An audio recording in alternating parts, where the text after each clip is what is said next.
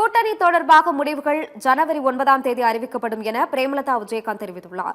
தூத்துக்குடியில் கட்சி நிர்வாகியின் இல்ல திருமண விழாவில் கலந்து கொள்வதற்காக விமானம் மூலம் தூத்துக்குடி வாகை குளத்திற்கு வருகை தந்த தேமுதிக பொதுச் செயலாளர் பிரேமலதா விஜயகாந்த் செய்தியாளர்களை சந்தித்தார். அப்போது பேசிய அவர், ஜனவரி 9ஆம் தேதி கடலூரில் மாபெரும் மாநாடு நடைபெறவுள்ளதாக தெரிவித்தார்.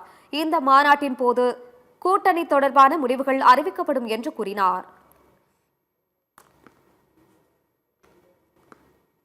ஏற்கனவே சொன்னதுதான், செயற்குழு பொதுக்குழுவில் ஜனவரி மாதம் கடலூரில் 9ஆம் தேதி நம்ம மாபெரும் மாநாடு வச்சிருக்கோம். அந்த மாநாட்டுக்குள்ள எல்லாமே முடிவு செய்து அந்த மாநாடே மிகப்பெரிய ஒரு அறிவிப்பாக இருக்கும் அப்படின்னு இந்த நேரத்தில் சொல்றேன். இடி ரைட் நடக்கிறது இது ஒன்றும் புதுசு இல்லைல்ல, இது யூஸ்வலா நடக்கிற ஒரு விஷயம்தான்.